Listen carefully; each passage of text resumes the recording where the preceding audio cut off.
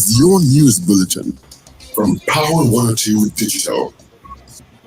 It is Monday, the 8th of July, 2024. Good morning, Trinidad and Tobago. This is news to 6 a.m. on News Power Digital. Trinidad and Tobago is from today, Monday, hosting a two-day workshop beginning at the Hilton Trinidad in Port of Spain, seeking to develop a common regional migration policy for the Caribbean.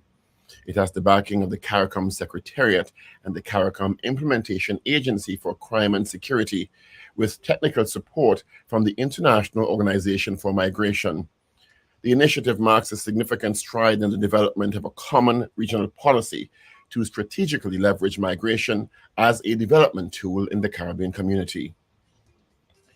17 athletes will represent Trinidad and Tobago at Paris 2024 Olympic Games. They comprise 7 females and 10 males across 3 sporting disciplines, including athletics, cycling, and swimming. They were selected based on their outstanding performances and dedication to discipline, which landed them in their qualifying spots. Among these selected items are 2-time Olympic medalist Keyshawn Walcott, Olympian world medalist Jareen Richards, Michelle Ai, Nicholas Paul, and Dylan Carter. The Trinidad and Tobago Olympic Committee says their participation in Paris 2024 Olympics marks a momentous occasion for TNT, highlighting the nation's rich sporting heritage and the determination of our athletes to compete at the highest level. Lovey Santana Duke is appointed chef de mission for the Paris Games 2024. Tobago has recorded its first lab-confirmed case of dengue fever following a dengue case that began in Trinidad since January 2024. The suspected case was flagged by relevant personnel at the Tobago Regional Health Authority, a sample taken sent for testing, and confirmation received on July 5th. Secretary of the Division of Health, Wellness and Social Protection, Dr. Faith B. Israel, is encouraging residents to take this situation seriously, as one can lead to hundreds of cases. Dengue should be declared a public health emergency, the proposal coming from Opposition Member of Parliament for Karen East, Rishi Sicharan. He made the plea while addressing the country in Sunday's news briefing held by the United National Congress. Tobago has recorded another triple murder on Sunday night, this time in Black Rock. One victim ID is Anston Douglas. Police are on the scene. We'll have more as information comes to hand. President of Guyana, Dr. Irfan Ali, says CARICOM's Ministerial Task Force on Agriculture has been asked to convene a strategic meeting to address the setback in the sector in the aftermath of the passage of Hurricane Beryl. In the live broadcast on Sunday, President Ali said the impact of Hurricane Beryl on the Caribbean has been disastrous, and on some islands where the storm completely wiped out the agriculture sector, resulting in a direct setback for the region's vision of reducing the food import bill by 25% by 2025. To address the situation, he said a comprehensive analysis is needed on the impact in affected countries. And finally, new UK Prime Minister Sir Keir Starmer met with the First Minister John Swinney in Edinburgh on the first Scotland visit since becoming Prime Minister. They vowed to work together constructively despite differences and to reset the relationship between the two governments. Starmer also met with Scottish Labour leader Ansah Sarwan and celebrated the election of 37 Scottish Labour MPs, 36 more than the party had ever previously had in office. And that is news to 6 a.m. right here on News Power Digital. We'll have major news coming up at 7 a.m. Good morning.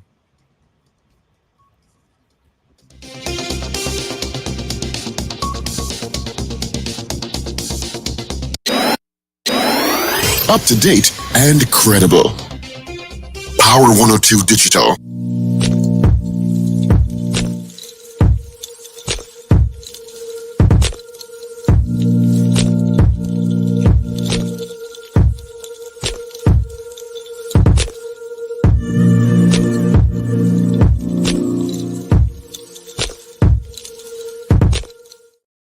It's 5.5 minutes after the hour of 6 o'clock on this, the 8th day of July. Good morning to you. Thank you so much for joining us on the Power Breakfast Show and Power 102 Digital Fullcasting this morning.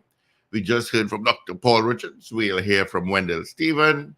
We hear from Richard Ragoobarsingh. We got Ruben and Shane in the mix. Of course, my name is Steve Khan. 25 degrees at Piarco International Airport, 24 at Crown Point in Tobago.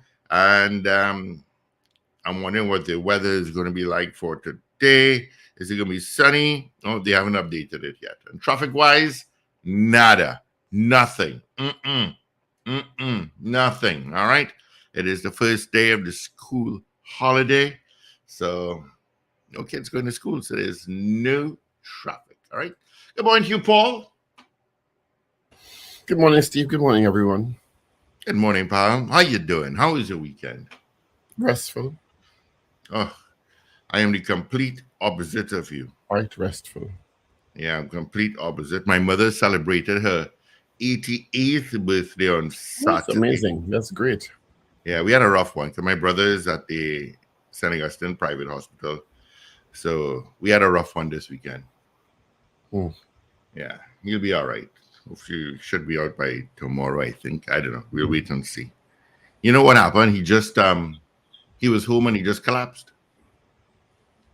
He blacked out completely. Just like that. Just like that. Of course, he hit his head very hard. He had to get a few stitches. And I was late Friday night. So it's been a rough one. But you'll be all right. He'll be all right. You know, so they're running some tests. Make sure everything is good. So it was a hectic weekend. We'll celebrate my mother's birthday hopefully next weekend. You know, but it is Monday. And let's see who sent us hellos first thing this morning. Let's check on YouTube and Facebook. Ray out in West Palm Beach, Florida. Good morning. Wendy and James. Goth Celia. Trinity in Boston. How you doing, my dear? Boy Badesi out in Davie. Brent Hackshaw. Beefy Smith out in Goodwood, Tobago. We'll get into what Paul said just now in the news. Maria Celia, Slick Money Grip. DJ Ray, Rainu Halasi out in Delaware. Rena Bodu Jennings, John Keto. Isasha out in London. D. Pierre, Gloria Gray, Marcia Rock out in Orlando. Wayne Bennett in Covington, Georgia. Alistair Hart, San Fernando. Brenda Isaac, Miss Ingrid in Tucson, Arizona. Brent Sylvester, CJ out in New York. Ian Lee out in London. Morning, Ian. Josie Richardson. Good morning to you. Shanifa Ali, David Wes. Morning to you, my friend, and Mrs. Wes. Wayne Ramsey. Some of the people saying hellos. Carol Guevara, Biznath Prasad, Kadeem Khan Jr., Olivia Rose out in Puna Road, Michael Robinson in Yokohama, Japan, Lisa Marie Mohammed. Good morning. Ooh, that's a lot of messages there, man. Oh, same thing on WhatsApp. Sankofa, Michael out in London, GNC Auto Security locked on every morning. Val, morning. Dan Raj, I am alive. Okay, Dan Raj. Captain Ron out in Orlando. And of course, we have David Nelson. Good morning to you. Thank you for sending us a message on WhatsApp at 3181021. All right. And I got a WhatsApp on my phone now. Oh, I got a WhatsApp on my phone now. Did I just say that out loud? I need to learn how to mute that. And PP, Pamela, morning to you. Yeah, Pablo. Morning, Wendell. Hey, morning, Paul. Morning, Steve. Morning, Richard. Morning, Trinidad and Tobago. And good morning, listeners and viewers all over the globe. Yeah, morning, Patos. See, you're back, Wendell. You got kicked out? I am. A sneeze was coming. Sorry, my sinuses are a mess this morning. Yeah, same thing here with me. Yeah. My apologies. Yes, I am. Yeah, that was a quick little one. Always. That's how I do it. So we heard. Yep. Boy. No shame in it. Early in the morning. Quick and out. In and out. Paul Richards, I have sent you a series of messages since yesterday. None of you have read up till 10 minutes ago. Really? Really? Are you sure? I actually responded to your message, but I responded 2 hours after because I don't know how to rest on my phone for a while. But I sent you a whole series of messages and I didn't see you read them because you are blue tick man.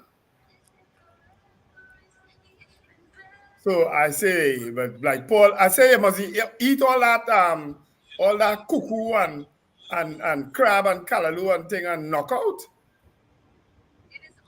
I didn't eat most of it. You cooked a feast yesterday, man. That was a very small meal. None of which I eat though. I might eat the fish, but cuckoo and callaloo and crab, and I'm allergic to crab bad. So I know what to feed you now. yeah, simple. I'm a simple meat lover. Pork. Chicken, breast must be breast. It must be breast. Me too, right? Like the breast part. I don't understand how you eat the neck and all them things. I really don't know. And foot.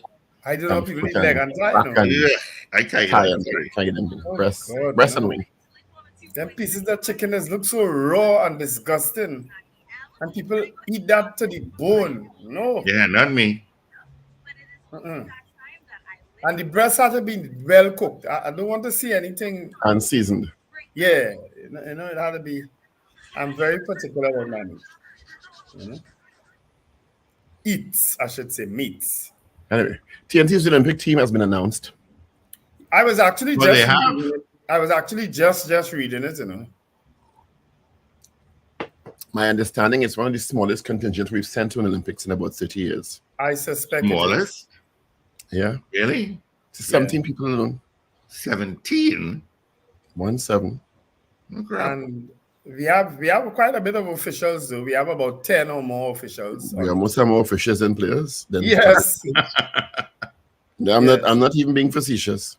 No, you're right. I just went through it. I just went through it on Facebook. I'm looking for I it am here. not even being facetious. Mm. Michelle Liai, Mhm. Leah Bertrand.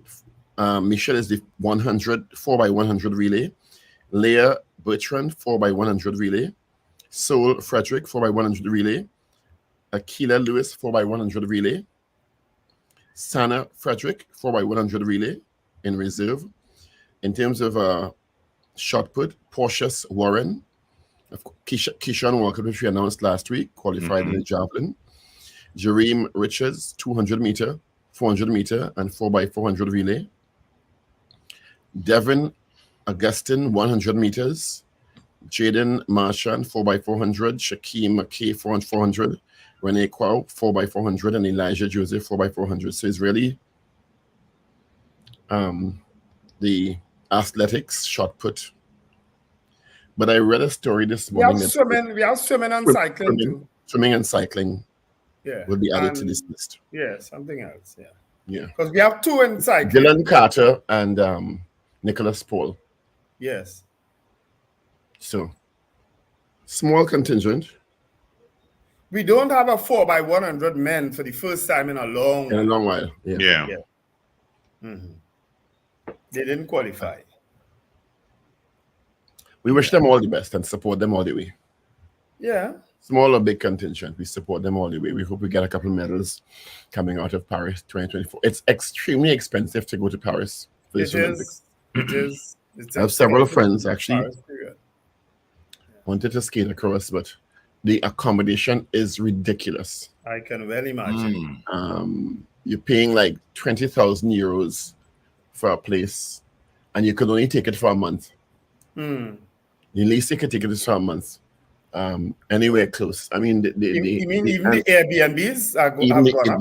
I'm talking about the Airbnbs. Even the Airbnbs are expensive. I'm talking about the Airbnbs. They're ridiculous. They're really outpriced in this Olympics, and there are other complaints from many participating countries whose nationals want to go support the teams. It's really, really difficult to get accommodation.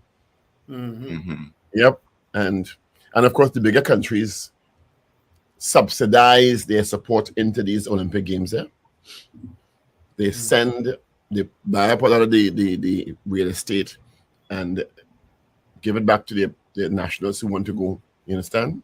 Because they understand the importance of the support at these games. But I watch on TV. Paris is good. Well, Paris is such a beautiful city, but I mean it's kind of dirty in some parts. It I have is to admit. Yeah, Paris is kind of grungy in some parts, but it's Like such a every beautiful place. like every city.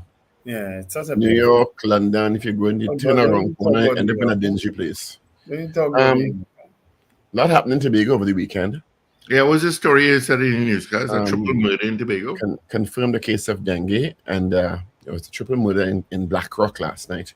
Wow. Only one of the victims ID'd so far, Anthem Douglas. Police are on the scene. It happened late last night into early this morning. Well, the gang's gone across there too. Yep. Wow. You know? Yeah, it's kind of heartbreaking what's happening in a place like Tobago. It's kind of heartbreaking what's happening in a place like Trinidad. Well, I mean, we have been battling with it for quite a while. You know? And of course, the big story continued over the weekend. Alan Warner was arrested and charged, I think, with the same charge, maybe the same charge his son was charged with some weeks ago. Illegal quarrying. Illegal minerals extraction or something like that, I think is the term. And of course, the Express ran a front page story on Saturday with what seemed to be some WhatsApp exchanges between the Prime Minister and then Commissioner of Police Gary Griffith, and also between Gary Griffith and Stuart Young, seeming to present request for a FUL for Mr. Warner. Mr. Warner has since come out and said he didn't ask anybody for anything, but on one hand, the FUL, let me see if I find it, because screenshotted the article. Right. The front page of the Saturday Express, don't forget FUL for Warner. PM's text message to Griffith revealed, right? So the exchange is, and the top says Keith Rowley, but trying to lock in on specific culprits. Then on December 16th, 2019, don't forget the FULs for Alan Warner. I can drop it off if it's ready. Yes, sir, handling this morning. Send it to me and I will take it up to him on Thursday evening. Thumbs up. Sir, signed today, sending to your security detail to ensure delivery. That's the one with the purported to be with the Prime Minister. The second one, the other one is titled Stuart Young as the seeming person. Morning, sir, murders 365 to 481 for November 21st to 39. What's going on with blasted license for Warner in Tobago? The reports go to OSHA. We need to get the blasted license done. Blasting or blasted? Blasted. Or blasting. What is it? Blasting or Now, blasting? it says blasting, but I'm presuming auto text message fixed it to blasted. Blasting. Oh. Right? So, of course, that's caused a furor over the weekend. Well, Gary's been alleging these messages for quite some time. Remember? Yeah. We challenged him about it. And we said, go, bring it to the media. Let the media expose it to the media. But and he has not done so until now. Mm-hmm. You know? And a couple of days after Mr. Warner was charged. Mm-hmm. So there are calls in some instances for the Prime Minister to clarify what this is about. Well, and his relationship with Alan Warner, I don't know. Well, they have been reported to be friends. I don't think that's a secret. Yeah. Yeah, but I think Dr. Oli has said already, Alan Warner is my friend, you know. So I don't think he's denied exactly. That. Yeah. So, but the issue is not whether they're friends or not. The issue is that the WhatsApp messages seem to be indicating that both the Prime Minister and Stuart Young, who I believe was Minister of National Security then. Would I be wrong? He was. Minister of National Security, under which the police service falls. Yes. Mm-hmm. We're trying to get an FUL for Mr. Warner. Yeah. Right? I didn't understand. Kind of saying the PM did clarify the messages. Okay. Where was that clarified? Is that a Facebook post or something? The PM? I didn't see any of that reported. You understand? Okay. So what I had found strange when I saw that though, and I mean, if the PM clarifies it, well then so be it, you know. If he says that he actually did send a message like that, then so be it. But I know Dr. Rowley always uses a Facebook, a WhatsApp profile. He changes it regularly. So the question is, let's just presume that for all internet the conversation that the exchange is accurate, right? Mm-hmm. Is there anything wrong with it? Yes or no? or nuanced. Well, that could be a poll this morning. Do you find anything inappropriate? If the leader of the executive and the Minister of National Security both are potentially using their influence on a commissioner of police to secure an FUL for a private citizen, is there something wrong with that? Yeah, that's the whole question here, you know. Yes. When other citizens have been, when the administration is on record as saying FULs to everyone is not the answer to crime. Yeah. You understand? That's the other side of it. Yes.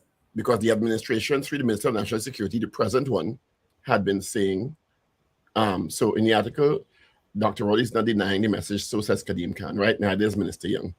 So the question is, while the average citizen, in some cases, can't get FUS, and there's a big backlog now, because of new, since Mr. Griffith, you know, and the conversations about that, but the leader of the executive and a high-ranking minister are trying to secure an FUL through their, however, by asking the commissioner of police about it.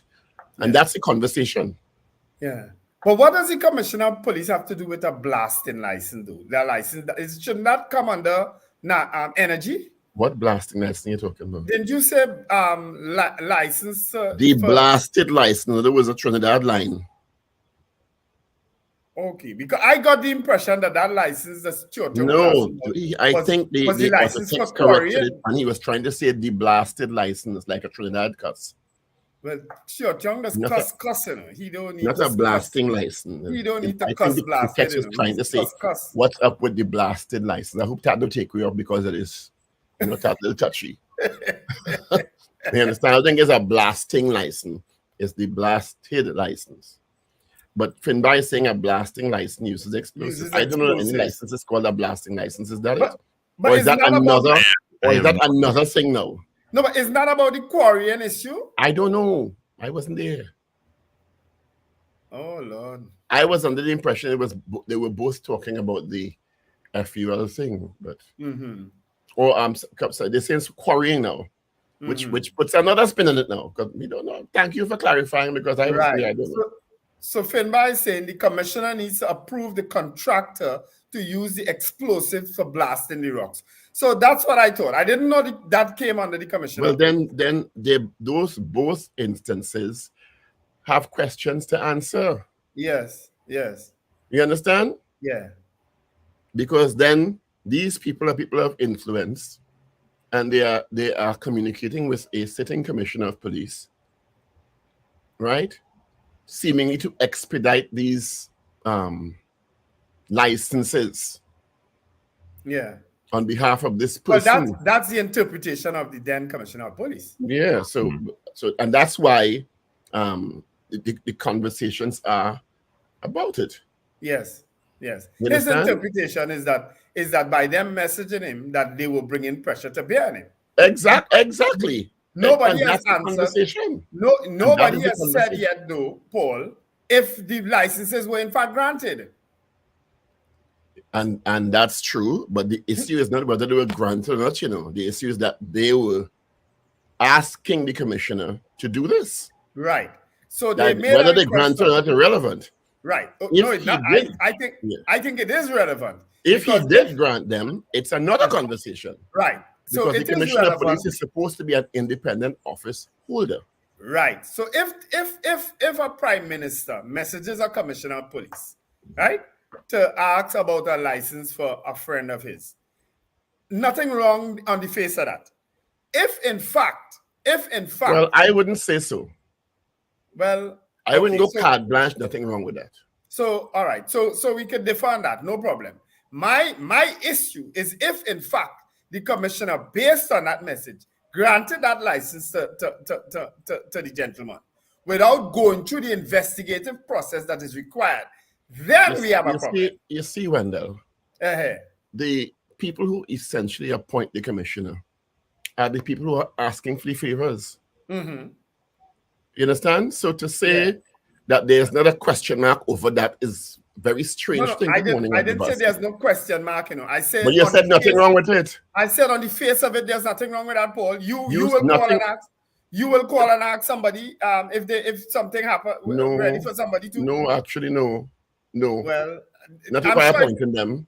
Not if I appointed them. Good morning, Ragoobarsingh. No. Hi, good morning, guys. Good morning, Tom. Hi, Richard. You could arbitrate here. Because the Thanks, conversation is it wrong for a prime minister and a minister of where's Steve going? A minister of national security. Where are you going? To ask, I don't know, Steve, maybe your computer crashed. Something went wrong. Yeah, to ask a commissioner of police, who they essentially appoint, about a license for a friend. Man, there sees nothing wrong with it. No, hold on. I said on the face of that, nothing is wrong with that. Though I went further with it, Richard. I went further to say, if in fact, based on that message, the license was in fact granted without the necessary investigative, then that is the problem. I have a big problem. Let me deal with the first part first. Ragoobarsingh, do you see anything wrong with that? I think it's inappropriate. Of course it's inappropriate. I don't think See they nothing should. wrong with that?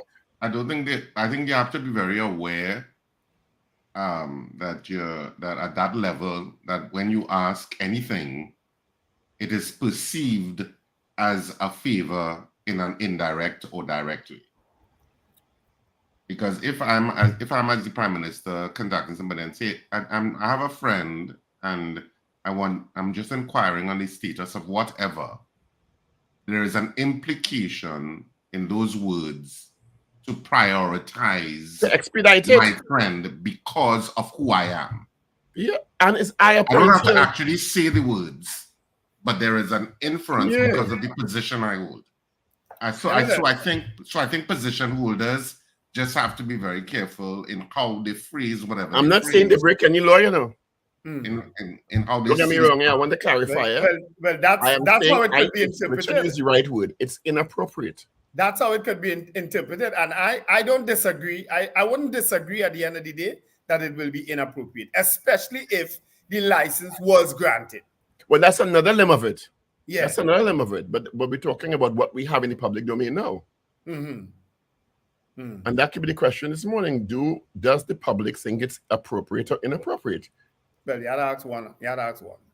Well, do you think it's inappropriate? Well, inappropriate. Let's go with inappropriate. Okay, right, Yeah. fine, clarify. You just have to be so careful if it is you want. Now, of course, in real life, those things happen. Remember, if I'm not mistaken, isn't that the same confusion the Chief Justice got in for allegedly asking about a house for somebody? Yes. Exactly. When you're in Yes. those positions, you have to be very careful about the kind of interventions you're making. Yep. Well, certainly you shouldn't be committing it to a message like that. A message, if you see the person face to face. Whether or not you should, but you talking, oh God, Father, you're putting your foot in your mouth this morning. Boy. No, I'm not putting my foot in my mouth, Paul. Committing to a message and asking the person is as equally inappropriate Paul and Richard, I asking both of you all this question. Have you ever asked for a favor for a friend, knowing fully well the person may grant it because of who you are? No. Depending, you mean of a favor for a friend in what capacity? Any capacity.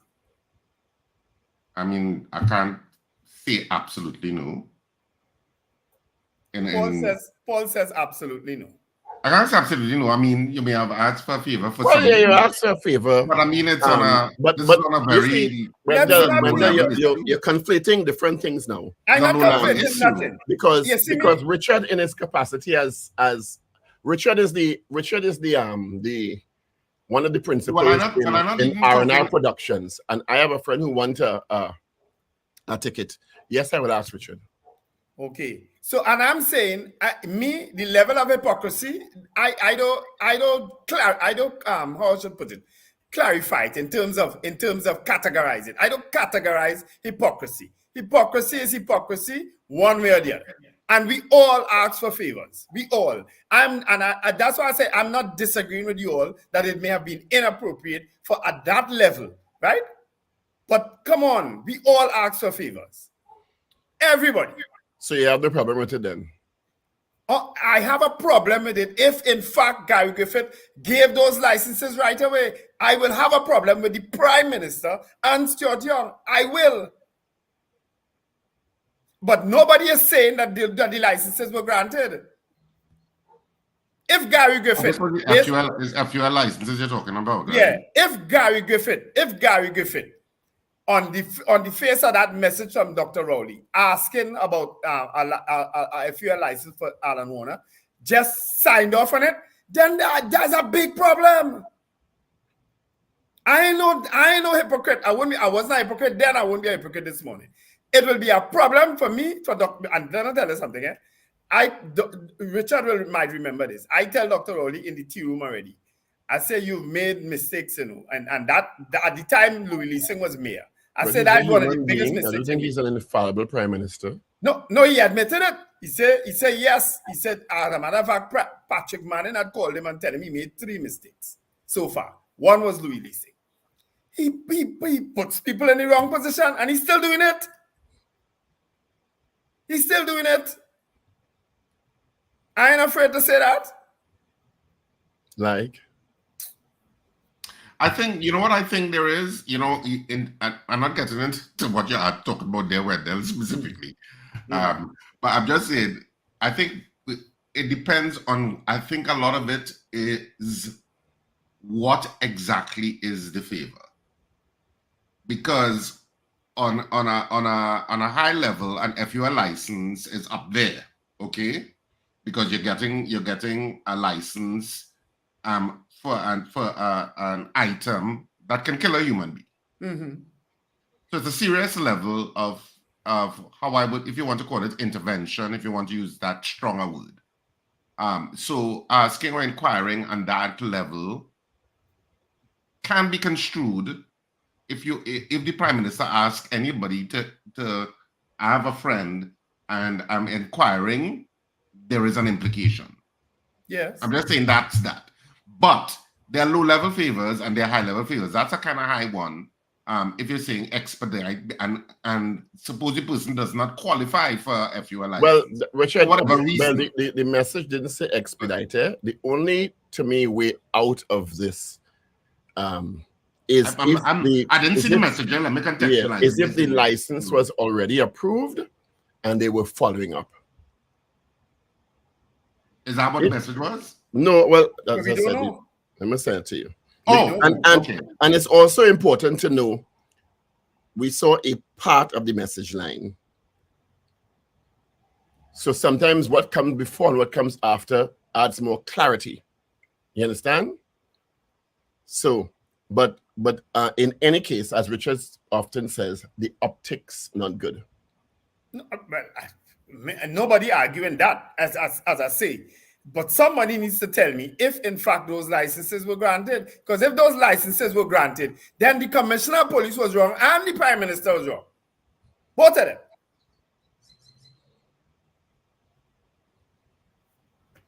Both of them. But so I suppose the ultimate question is, if we wanted to strip it away, is can the Prime Minister ask for a favor of an office holder in another institution? That's basically it. Well, I don't see why not. And so that's what I'm saying. At the end of the day, you may not, yeah, that's what I'm saying. It depends. To me, it really depends on what it is. But you see, you have to remember, as I said before, the Prime Minister / Minister of National Security / executive appoints the Commissioner of Police. Well, they certainly went out the way to appoint him because he was. Yeah, they went out. He was an outlier, and they brought him in a situation where that sort of thing had not happened before. Yes, we should open the phone lines as we promised to do. 222-8255 North Americans 866-525-1099.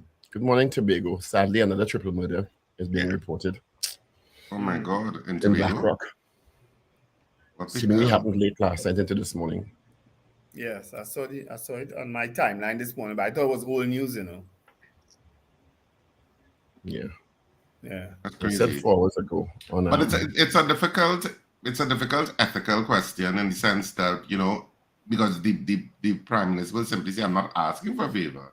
I'm just asking a Yeah, question. that's what I said. He could have said I'm asking his a question. information was that the license was granted, and I was just following up to take it over. You understand? You could easily say that. I'm asking a question. I didn't jump in until it was approved already. So I didn't interfere with the process of whether or not it was to be granted. And I was just following up. But Gary has always boasted that he and the Prime Minister had a very good relationship. They used to message one another about all manner of things. They were at one point let's on grab very this good call. terms. Yeah. Let's grab these calls. All my lines are lit up. Good morning.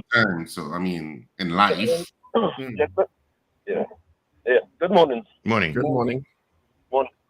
I think that's the question about asking a favor, because based on what I've read and it's out there in the media, what that Gary Griffiths stated, is that the Prime Minister would have asked about the status of the FUL reports. I didn't see anything there that stated that he was asking a favor. He's asking about the process. Which is exactly what I said. That could be the case. He was asking about the status of the process. Could it be that too? Right. So, yeah, but asking about the status of a report. Now, you could probably imply that he's putting a pressure on. As Richard said. Mm-hmm. But, however, if it is different, expedite the process and to go against what is supposed to be done, I could have find fault with that. Similarly, with the Minister of Energy asking about the status of blasting license. Yeah. So I don't see. I think we're making too much out of this. If it is that they ask the relevant authority to go against the process and to skip what's supposed to have been done, then I see that's the problem. But otherwise, this happens regularly with those in institutions. So. Thank you. You see, Gary is being clever with the information he has. Because if he admits that he actually gave those licenses after those things, he knows he also did something wrong. So he's been very clever with the information. Why would he have done something wrong? I mean, why? Without an investigative process, I'm a little confused. Is it that the Prime Minister just asked a generic question? I sent it to you. I sent what we saw on the Express to you, Richard, so you could look at it. Oh, okay. I'm not really aware of the context. All right. Good morning, caller. Yeah, good morning. I think the whole situation is a very interesting one around ethics, right?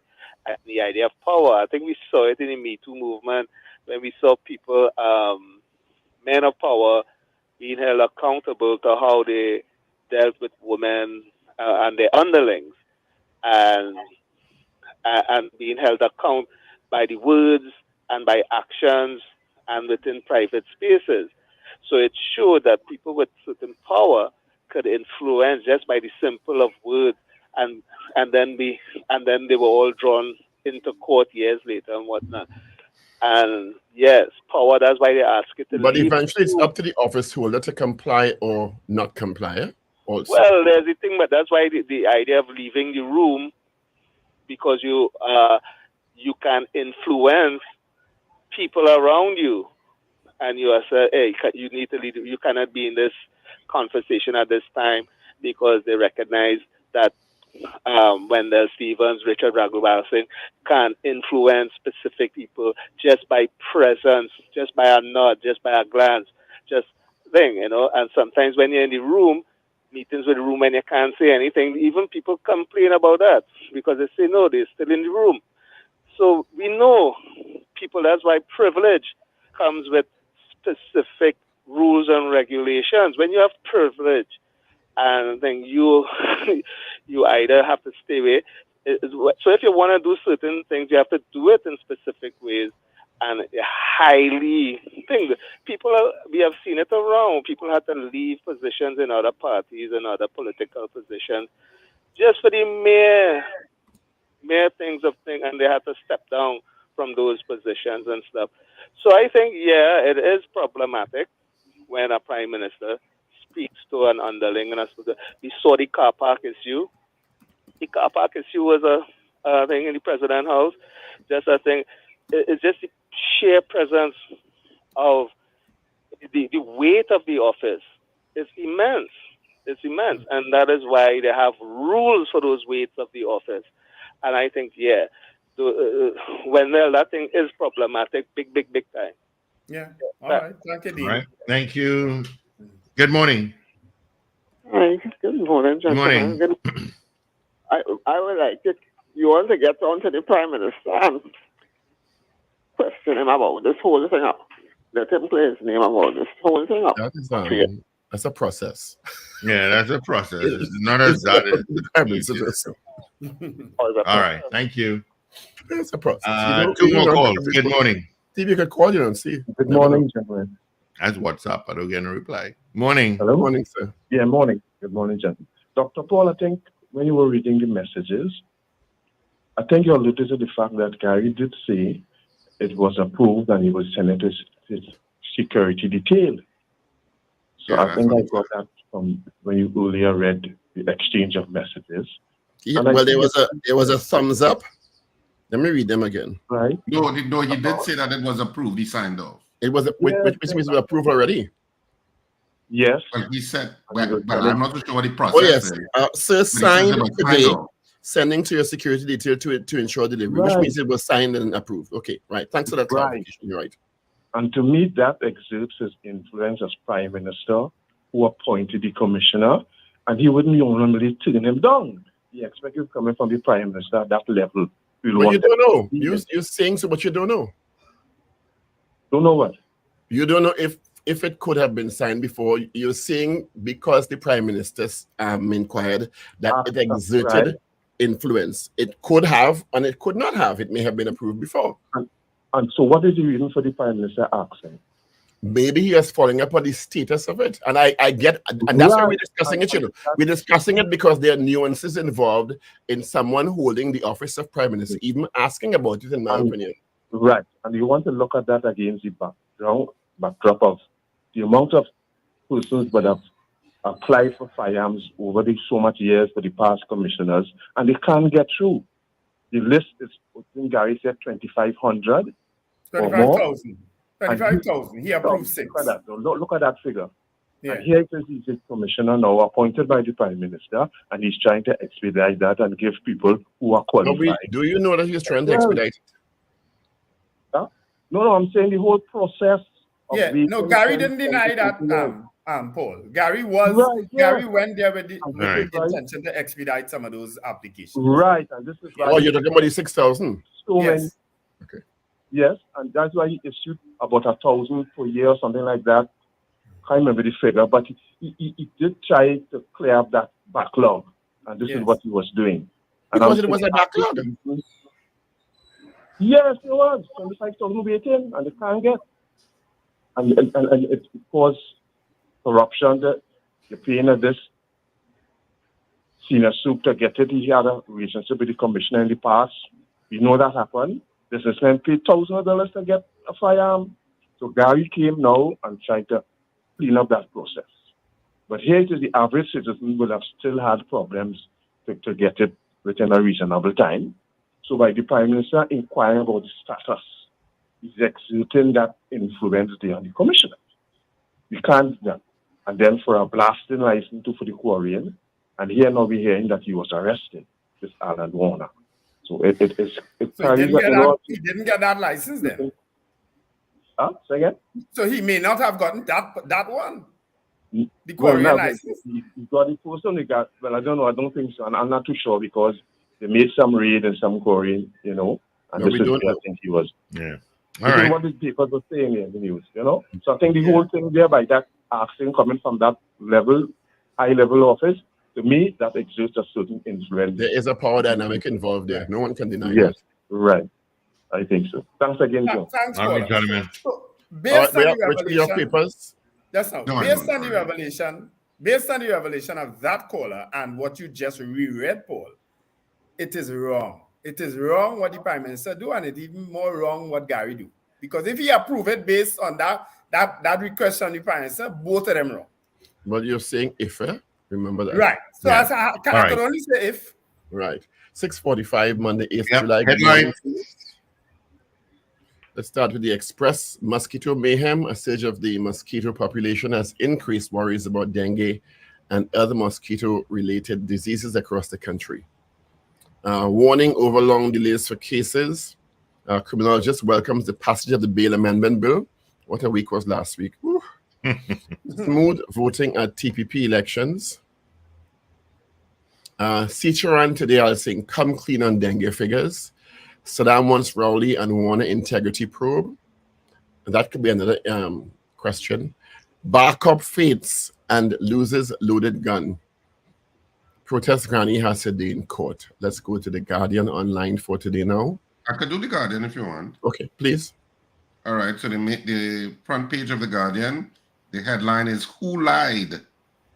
Analysts want PM to clarify SSA coup plot.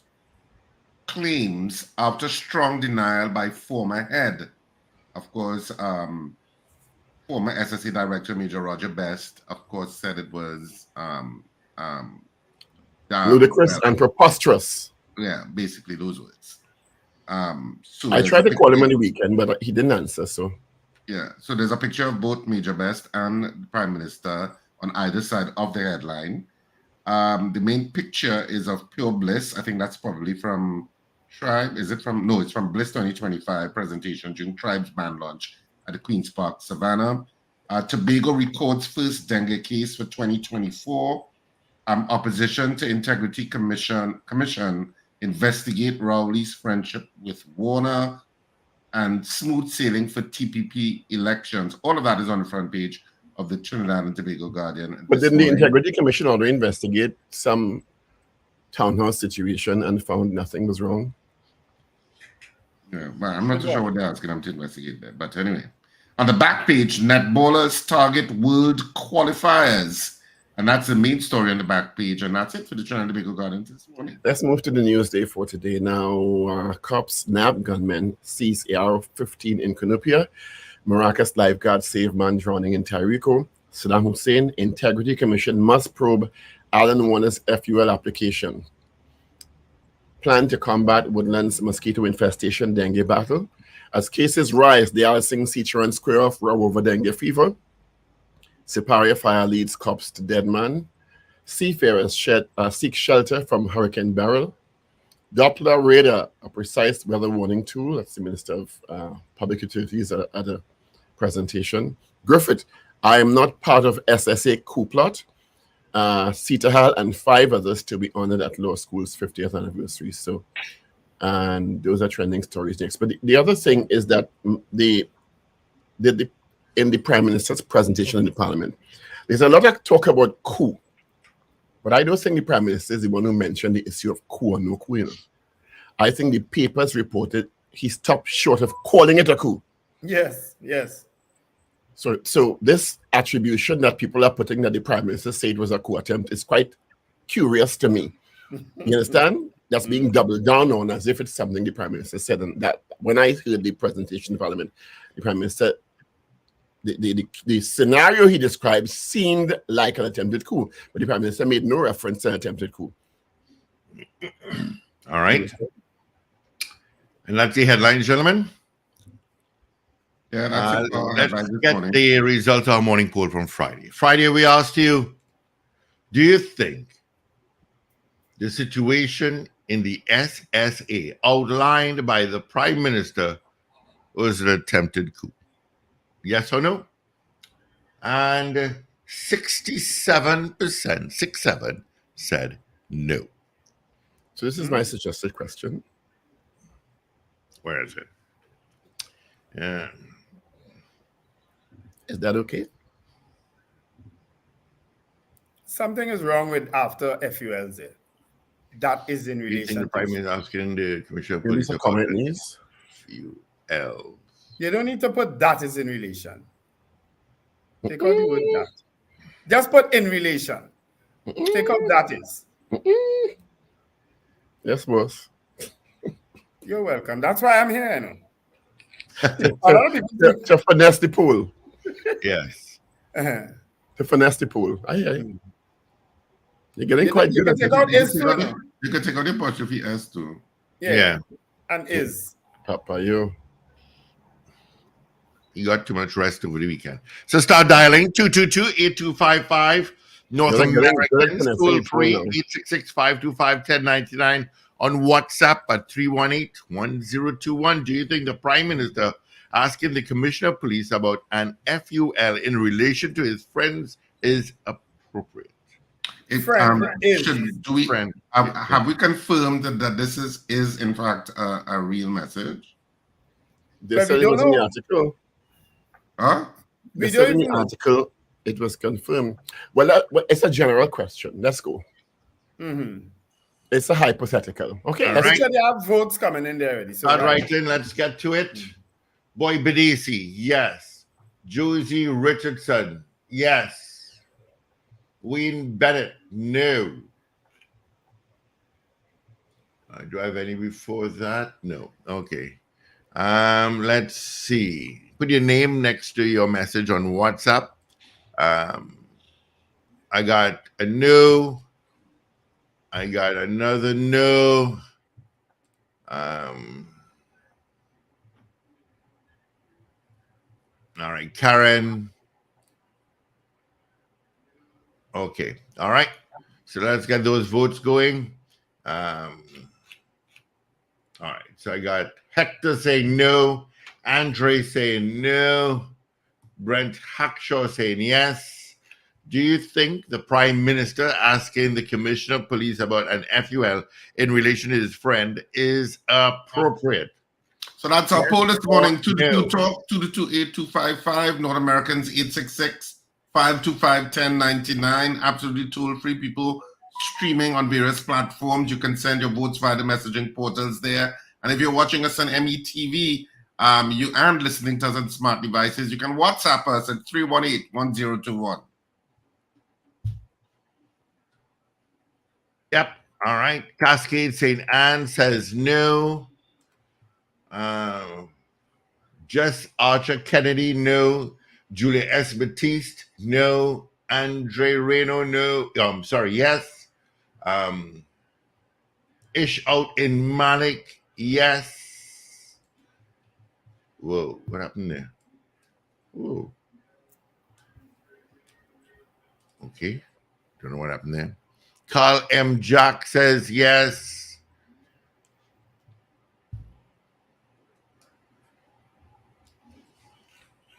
Let's see. Jaron says no. My answer to poll. All right, got that. Okay. Let's see.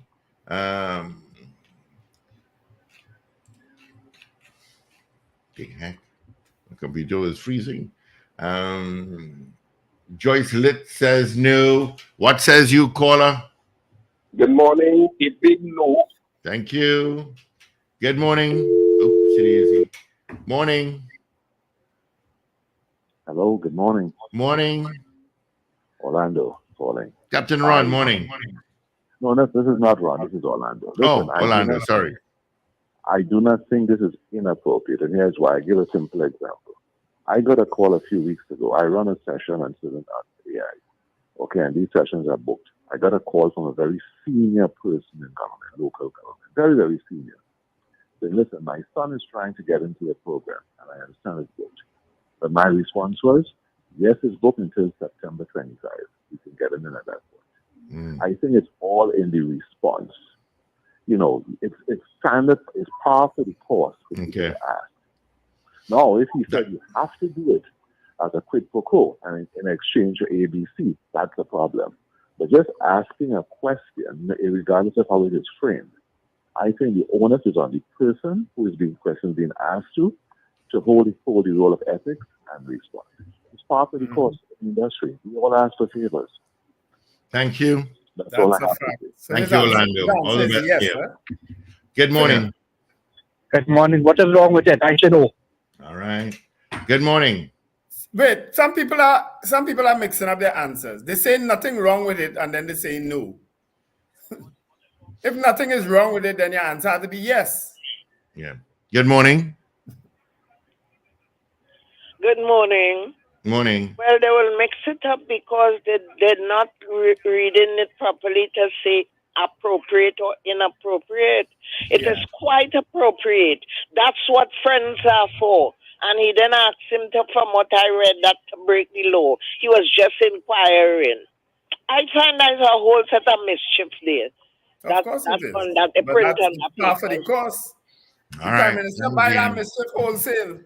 He buy that mischief wholesale. Trust me. Finbar Collins says no. When releasing, he look for that. Anthony Miguel says no. DL says no. So Finbar Collins might Slick Money Grip says no, yes. I think they mean yes.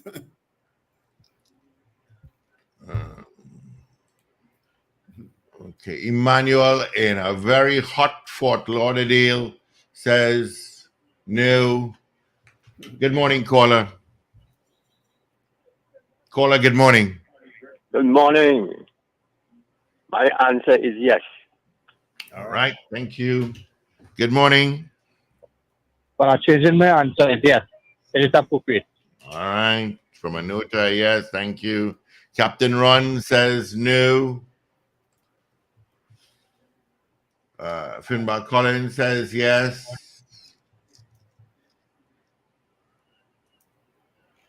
Right. Okay. Do you think the Prime Minister asking the Commissioner of Police about an FUL in relation to his friend is appropriate? Jimmy says, Jim, morning, Jim says yes. Let's see. I know you're right, because it depends on how the commissioner responds. It might that's where anyway, let me hush. Alistair Hart says no. The phone blow up today.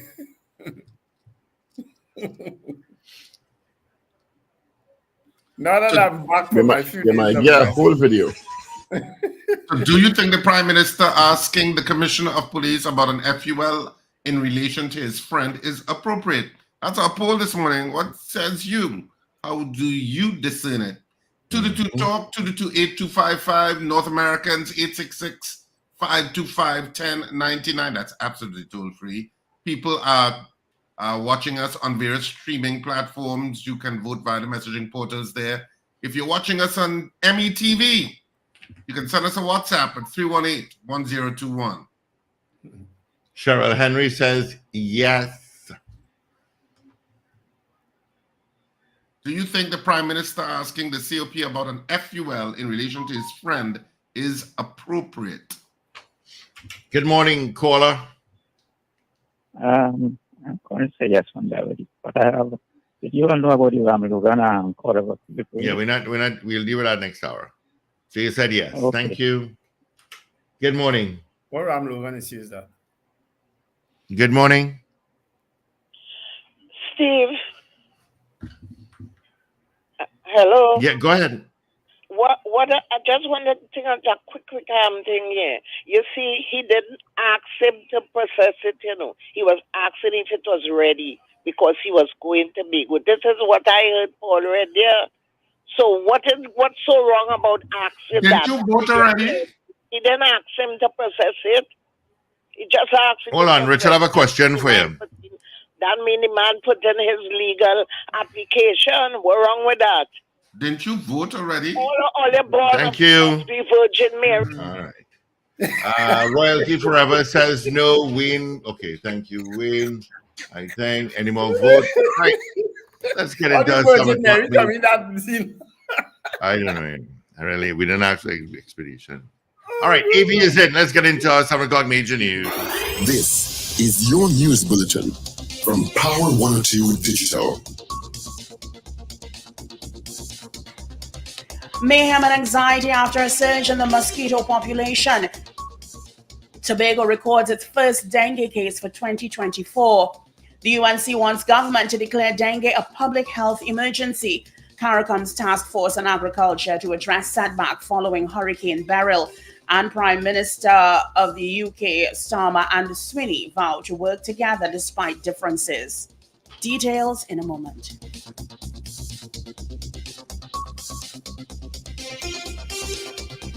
This is News to 7 o'clock on Power 102 Digital. I'm Avril Sindilbab. Good morning.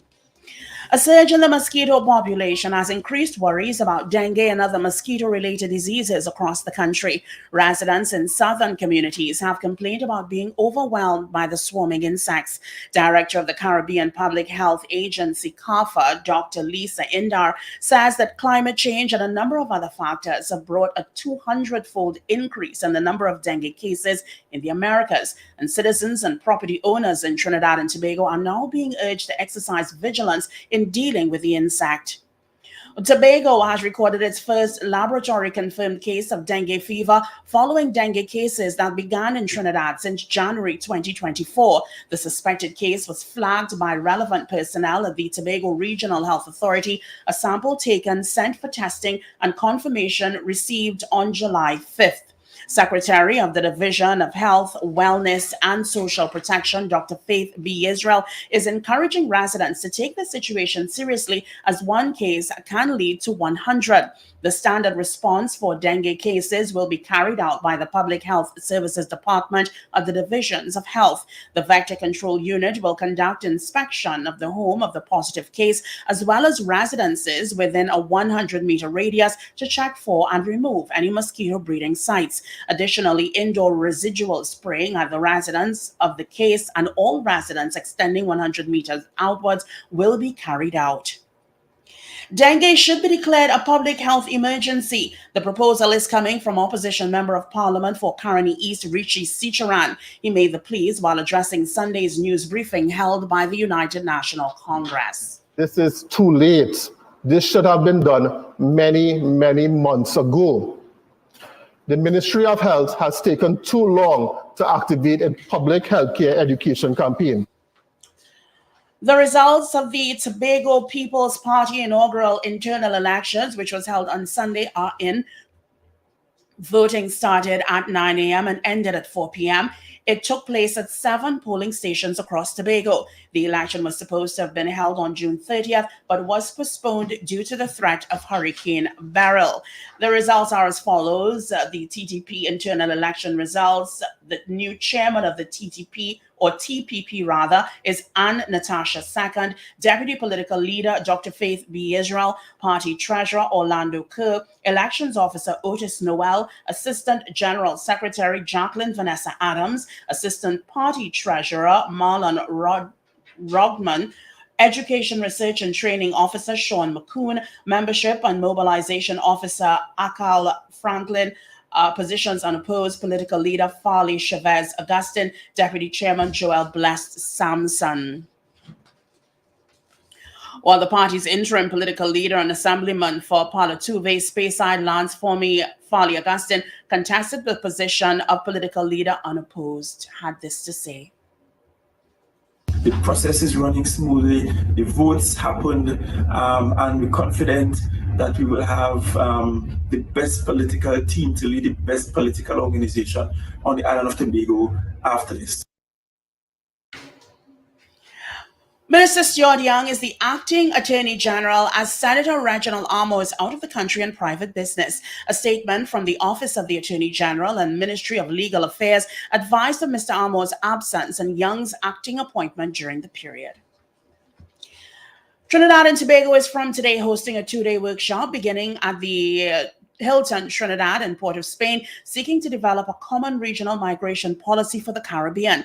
It has the backing of the CARICOM Secretariat and the CARICOM Implementation Agency for Crime and Security, with technical support from the International Organization for Migration. This initiative marks a significant stride in the development of a common regional policy to strategically leverage migration as a development tool for the Caribbean community. The technical workshop will bring together national focal points from the CARICOM member states and representatives of relevant regional and international organizations. You are listening to news on Power 102 Digital till 7 o'clock.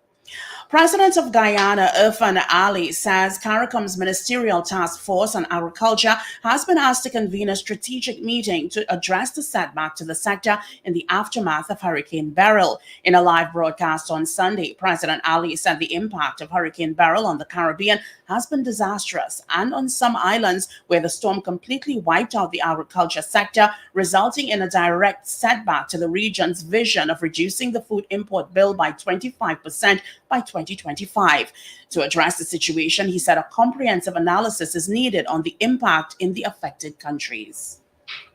But the immediate damage to infrastructure, and crops and livelihood from the agricultural and fishery sector is in the tens of millions of dollars. Thus, a desktop initial review.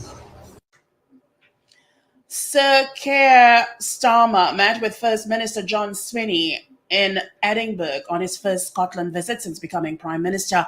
They vowed to work together constructively despite differences and to reset the relationship between the two governments in the UK. Starmer also met with Scottish Labour leader Anna Sarwar and celebrated the election of 37 Scottish Labour MPs, 36 more than the party had previously. Or finally, here is weather news for the period today till midnight. Trinidad and Tobago, hot and hazy conditions will be interrupted by partly cloudy spells with few showers. There's a low chance of isolated heavy showers or thunderstorms favoring western and hilly areas of Trinidad. Nighttime mostly fair and hazy despite isolated showers. Please note that gusty winds and street or flash flooding may occur in or near heavy showers and thunderstorms. Also, an increase in the concentration of Saharan dust is expected. Persons sensitive to changes in air quality are being advised to take the necessary precautions. You can expect a temperature high of 33 degrees Celsius at Piarco International Airport and 32 degrees Celsius at Crown Point in Tobago. Currently, it is 26 degrees Celsius at Piarco and 27 degrees Celsius at Crown Point. Recapping your headlines to 7 o'clock, mayhem and anxiety after a surge in the mosquito population. Tobago records first dengue case for 2024. The UNC wants government to declare dengue a public health emergency. CARICOM's task force on agriculture to address setback following Hurricane Beryl, and Prime Minister Starmer and Swinney vow to work together despite differences. I'm Afril Sindhilbab. That was news to 7 o'clock on Power 102 Digital. Look out for more news in detail at 12 noon today and an update at 8 o'clock this morning. For more details, log on to power102fm.com.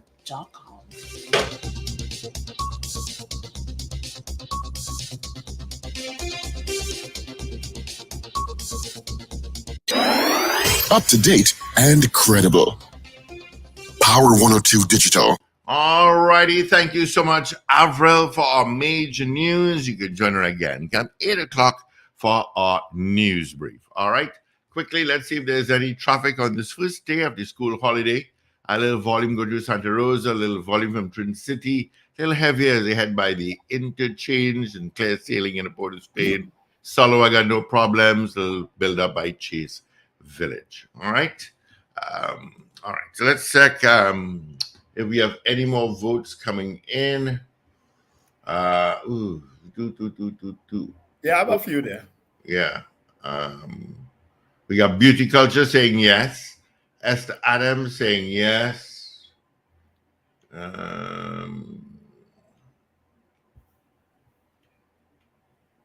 Miss Ingrid says no.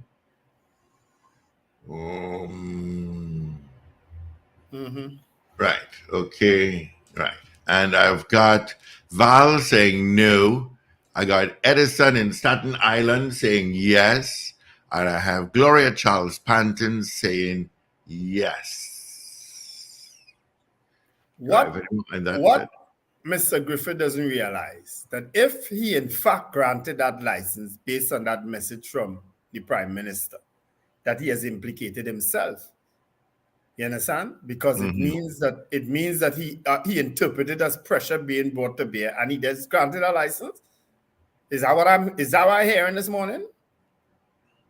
People need to be careful, you know. Sometimes you just need to go to your grave with your secrets, you know. And Paul Richards, why haven't you read my messages as well? What it is with people not listening to my messages or reading my messages this weekend? I had that problem over the weekend. You know?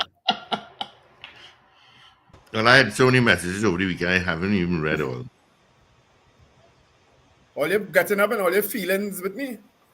Yeah. So the our poll this morning. So the poll this morning was: do you think the Prime Minister asking the Commissioner of Police about an FUL in relation to his friend is appropriate?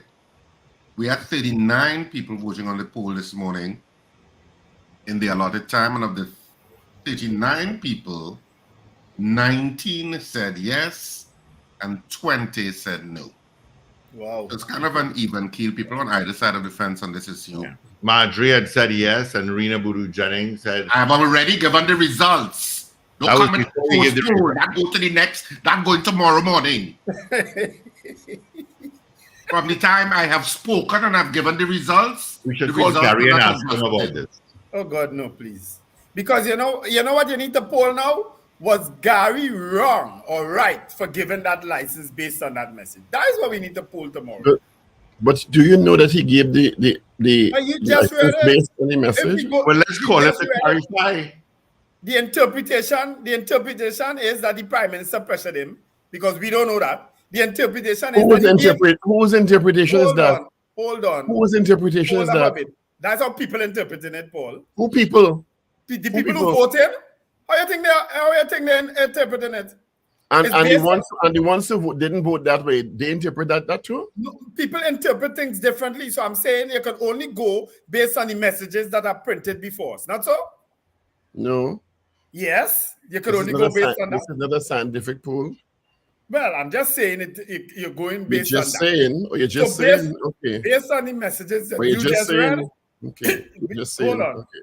Based on the messages that you just read, Gary approved and sent the license with the security detail, not so? I do have that interpretation. I do jump to that conclusion because of that. Oh, Jesus Christ. I am Virgin Mary ready to come for you, yes? I agree with you, Tina. Ain't no Virgin coming to you anytime soon. I'm not trying to throw this on Gary. I said they are both wrong. You're not listening to me, Hector? If what we're interpreting is that pressure was brought to bear, and then the pressure was so heavy that you give a license, they're both wrong. I don't want to keep explaining that. So the Prime Minister called Wendell, Stephen, and said, listen, Wendell, I want you to bring a case of beer for me. Are you going to tell him no? No, and I'm carrying it with the invoice. That's a purchase. But I will tell you all a story. Only 2 cases you want? You don't want 10? Well, yeah, because I'm looking for sales. But I'll tell you all a story. I told this story some years ago. Dr. Keith Rowley was Minister of Planning at the time. I was in the council, but I was chairman of planning and development. So in other words, I used to oversee all the chair the committee that approving the building approvals and so on, right? So when people run afoul of the law, I used to have a committee that we used to go around and look at these people and try to advise them on how to. A morning I got a call from a number. And good morning, Wendell. Yes, the Keith Rowley here. He never used to say Dr. Keith Rowley. He said Keith Rowley here. He said, there's a property in St. James. I want you to have a look at it for me. It's a friend of mine. He and I went to school together, but he got a notice and so on. So I said, okay, I'll go and look at it.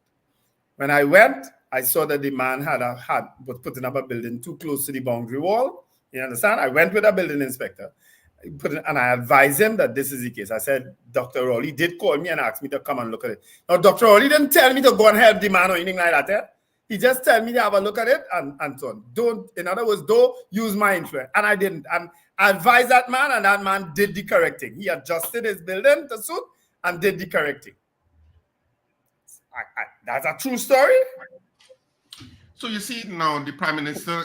and your true story is so for everybody, right? No, but I'm just saying the configuration... People who ask me favors, Paul, I don't... No, but you gave an analogy as if that scenario and your response is so for everybody. No, I'm not saying it's that fair. Exactly. Mm-hmm.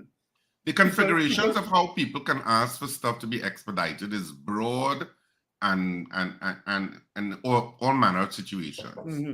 Mm-hmm. So I don't know that there is a blanket answer in the sense of the only thing I could say is when it's somebody that's close to you or a friend, you have to be very particular on the road you walk when you ask for any sort of intervention, depending on the position you hold. That would be the broad statement. Because, for example, there could be an issue where sometimes you see it on news, sometimes people have all sorts of horrible situations they live in, which drives me crazy that people live in these kinds of conditions in a country that's so wealthy. But you have situations, it really upsets me, but there are situations that you have people in all sorts of dire situations. The Prime Minister calling the Minister of Housing and saying, look, I saw on TV6 last night that X lady had a really terrible situation and I thought it was unbearable. Please expedite getting her some sort of relief. He's asking for a favor, in a sense, but it's for a citizen that's not connected to you personally. Mm-hmm. Okay. Point taken. So you would probably see that through a different lens than you see that if it's somebody affiliated with you and a friend to you or a close family member. Well, strange enough, Richard, and that's why I can't be a hypocrite. Because who better to do it for than a friend or family? People say that, there's nepotism and so on. Please, give me a break. But that's why I say, Wendell, it depends on the position you hold and who you're asking. You won't help a friend or family? Because you have no problem. You have no problem with nepotism at that level. Oh, Paul, you see, I know you are a zero in that. I see your face, You understand? I see your face, You have no problem with nepotism at that level. You have a problem helping with friends or family if they desperately need You have no problem with nepotism. I am asking you, do you have a problem helping friends or family? Wendell Stephen is the Prime Minister tomorrow. You have no problem helping friends and family. I am asking, all right, so you asking me? No, I have no problem. Let me ask you now. Do you have a problem helping a friend or family if you know for sure they desperately need the help? If my office is the Prime Minister, an office like that. I didn't ask that. It is not a yes or no answer.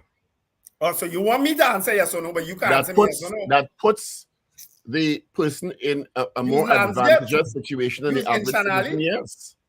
Use Rafik Jumadi. You coming to spin this morning? No, not for me. You is who's spinning. You should be on that West Indies cricket team because you are both out England and India and Pakistan in a one. The way you One thing Dr. Kidru already knows is that Wendell does say it as he see it. Wendell don't mince words. Okay? As I told you all already, that is what kept me in politics all those years and is what kept me away from high office because of how I speak. Okay? It kept me in and it kept me out. And I have no problem with it. I'm done. Yeah, Wendell Stephen don't mince words. They have a lot of people, I have a friend of mine. You know what he's telling me? Do you ever think about things before you say it? You must think. You must not respond right away. But that's not me. I respond. You may not like how I respond, but I respond. I'm not going to let something fester and keep inside of me, which is why I decided to say on that interview last week, Friday. I don't need that. I don't need that in my head whole weekend, and I'm in Canada of all places, enjoying myself. Nah, I didn't need it.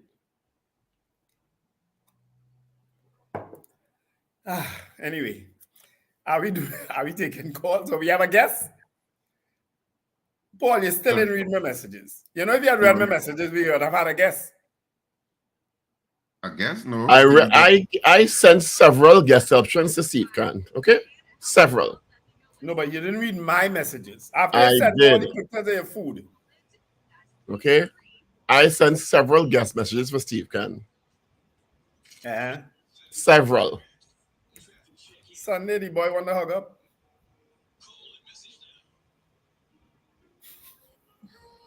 He is the only one hugging up freely among the four of us. Oh, you know that. You know that, right? That is an inaccurate statement. You have a confession to make? Yeah, I don't have to confess anything. Steve, Richard, can you you know open about the this? phone lines, please? Richard, you know about this? Don't drag me in all the conversation. So, Steve is we can open up busy. our port lines at this point. You sure you want to open up? Steve busy. Yeah, 222 talk, 222-8255. North Americans, 866-525-1099. So we'll open up the lines. I don't know why every morning he forget to get up, stand up, and regale us with his six-pack. I do understand you are on television. You can't just be standing up on your stomach showing just so. He don't process that at all, eh? Yeah. Boy, Steve stand up, boy. Ralph Gonzalez just be dancing all over the place. And he's a prime minister. He don't care about how his stomach look. Have you all heard about Project 2025 by the Republican Party?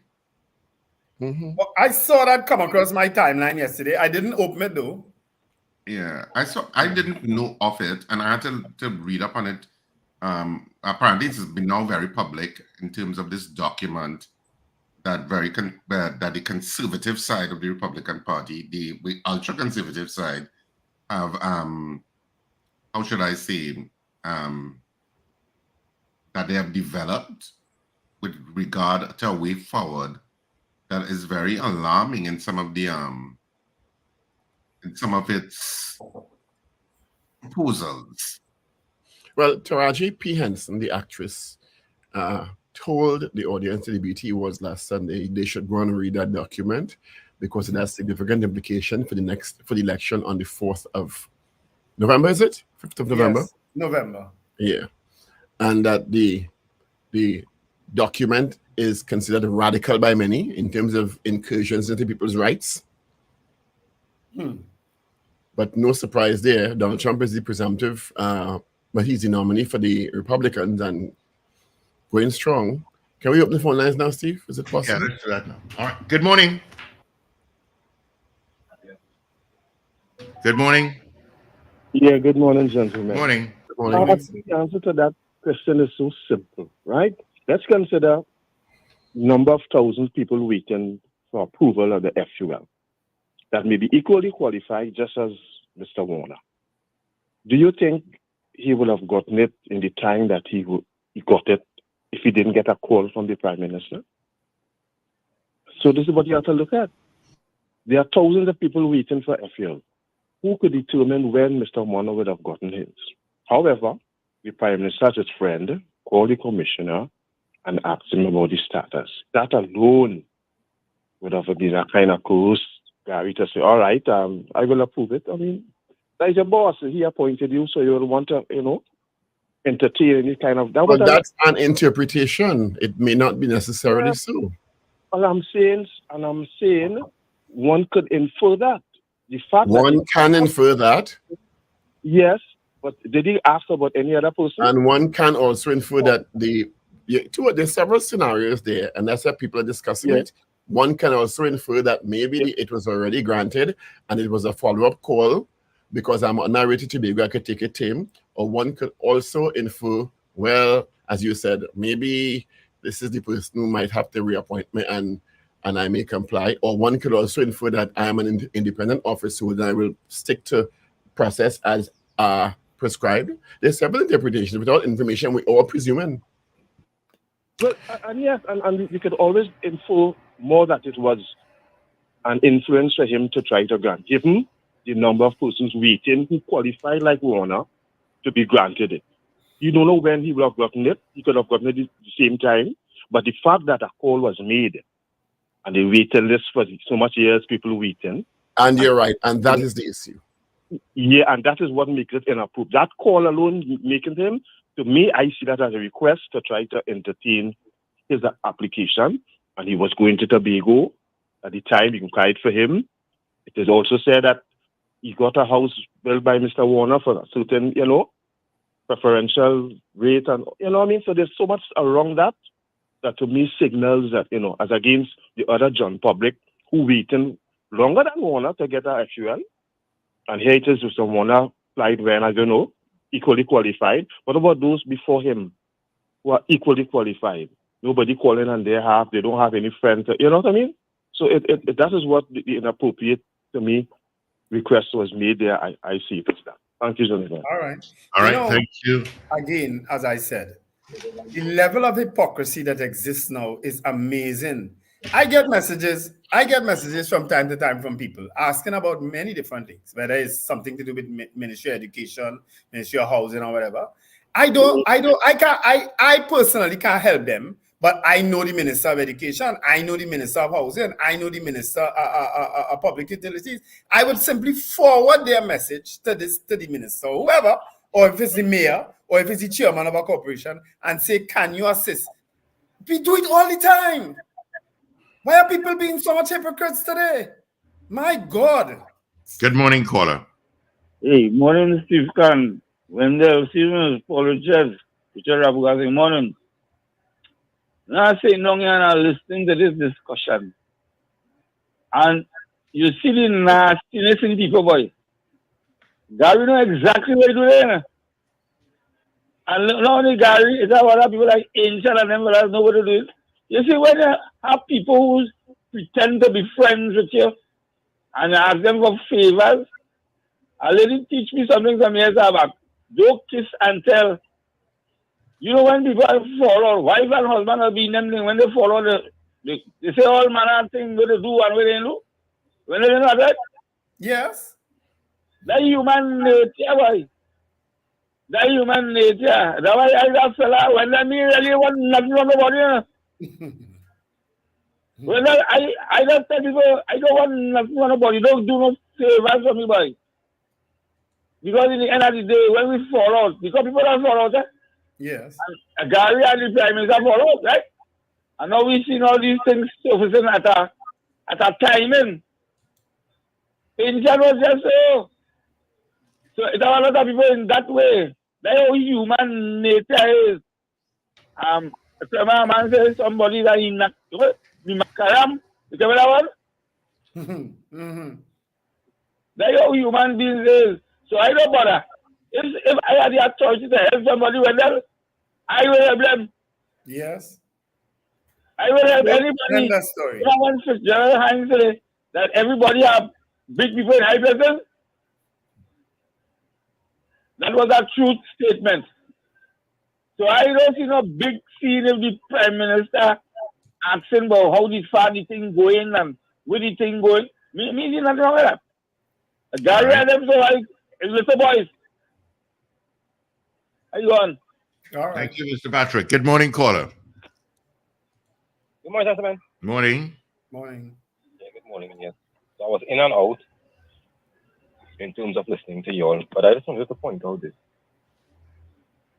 I think if the I think what is happening here is Gigi is basically pointing out the hypocrisy somewhat so of the Prime Minister, and I guess you could say somewhat so of the current Minister of National Security. It was also interesting. The length of time that this message took to come out, it just shows you that it points to that in the direction of what I'm saying. Because if Gigi wanted to release this early, he could have released it early. So I say it's just merely pointing out that. Now, the question is whether or not the Prime Minister acted inappropriately. One could argue maybe yes, but in terms of these circumstances, the line minister back then would have been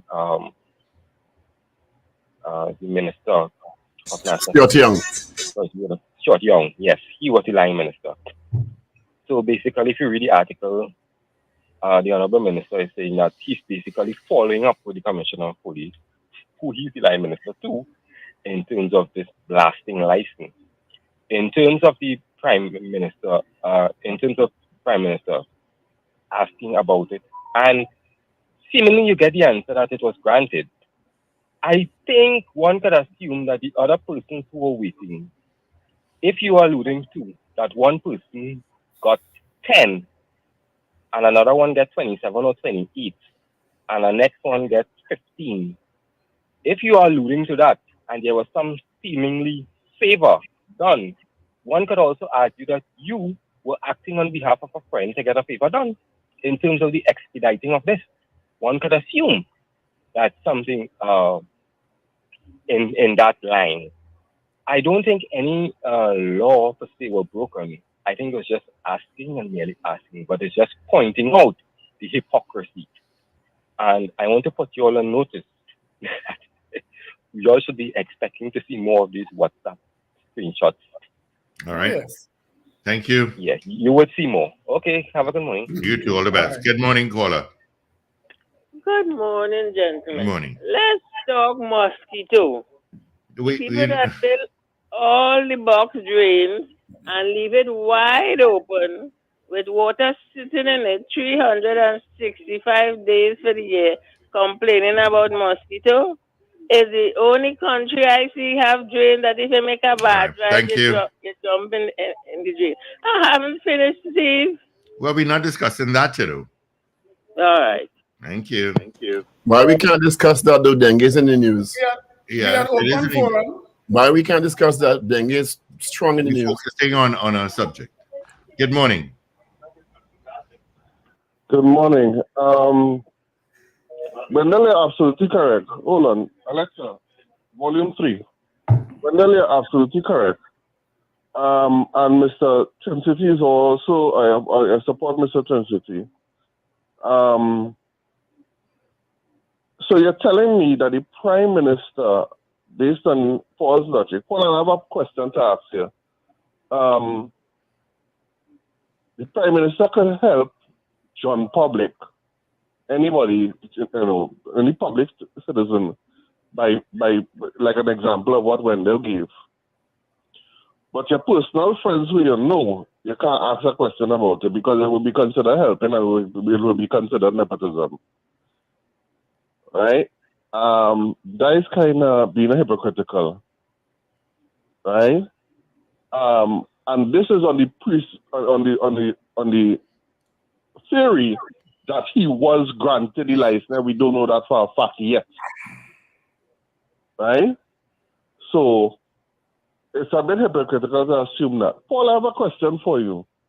I don't know if you want to answer it on air, if it's a private thing, but why is it every single time, in the last 4 or 5 times Gary Griffith that is on your station to be interviewed, you absent yourself?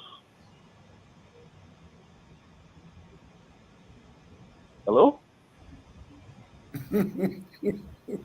Lincoln, you're not watching, right? You're just listening. I just listening, no. But you gotta watch. Your answer coming in the watch. How was your weekend, Lincoln? Your How was answer your coming weekend? in the look. Okay. My Had a good weekend? Yes, Paul, I had a great weekend. Wonderful. I had That's a great. great weekend. Have a wonderful week ahead. Okay, Paul. Same to you, huh? I got the message. All right. Message received. Have a good day, gentlemen. All right. Take care. Good morning. Yes, good morning. Good morning. Good morning. I would like to say something concerning this illegal quarrying. Do you remember Mr. Williams, when he was the acting commissioner, just after Gary Griffith, had to go up there and seize a lot of backhoes and excavators and so on, which means... You mean McDonald Jacob? Yes. Some people were doing quarrying illegally right under the nose of Mr. Griffith. Okay, that is one. Why wasn't these people charged? If the police could seize the equipment, which means they were doing something illegal, why wasn't those people charged? That's the other one. The other aspect of it is every time you open the papers or you hear on the radio, it's Gary Griffith, Gary Griffith, Gary Griffith. A person who wants to be so controversial and involved in every little argument and so on, in my opinion, is not genuine and is not fit to hold political office because he's not more righteous than anybody else, which he pretends to be. He's a confusion maker and nothing more. Thanks a lot. All right. Good morning. Yeah, I don't know. This is an interesting conversation. I'll go back in. Yeah, man. But you're a boss. I think Richard is a boss. And independent senator is also a boss. The issue of doing favors to people like you, doing that for a friend, is how the person responds from their position of power, how you speak to your workers and to the people around you. have influential dynamics. I'm sure you all know, and we all understand these things of people who have charges under us. The commissioner of police is not the employee of the prime minister. The prime minister is not the commissioner of police's boss. Yeah, but I just getting the you know that, right? Well, he's not a boss, but there is a position of power. There is a power dynamic, yes. Absolutely. Right. And in that power dynamics, from how we sit in power dynamics, how we speak and how we speak to those around us, even at the level to level, but most likely in a kind of, because we could debate who have more power and independence of office and all these kind of things, but the phone calls in the night. But I'm just trying to get to the idea that we, people who have positions of power and how you speak to other people, you have to be careful, according to gender, according to age, according to thing. You can't stand to one person too close because how it's read and all these kind of things. There's specific dynamics in everything. You leave the door open because, all sorts of things they could have done in the 70s, you can't do again in the 2000s because the dynamics has changed. And those kind of references is why we have an integrity commission. We have certain type of protocols in place. We have HR policies. So something just occurred to me that I could interject into the conversation, caller and listeners. Remember that it has relation to this in terms of whether or not the prime minister can or cannot influence the office holder in terms of the commissioner of police. The very same, the start of the major conflict between the prime minister and the then commissioner of police was because they had a disagreement over Bayshore Towers and how it was handled, Yes, during the COVID. And the commissioner of police then didn't just say the prime minister right, You understand? So there was always they developed a kind of conflict between the two. So it's not like people could just presume because a request was made, somebody capitulates. Mm.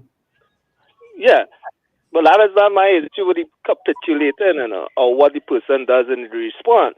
And looking at the people who control certain power and how they respond, because what we have here is an ethical issue, nothing in gray and thing, but I think people in ethical reasoning, which is a kind of philosophy. You're right. There's an ethical question mark over whether or not the request should be made in the first place. That's why we're discussing it. Right, and we debating this, but I feel when if we look at it from the idea of power and as people who carry power, Wendell, you as an independent senator, and I think the CEO and Richard as a heading a theater company, and how he speaks to his underlings, and they might have a good friend because they don't theater people are friendly and anything, and they might but at the end of the day, he's a boss, and how there's a certain line that you can't cross and they can't cross,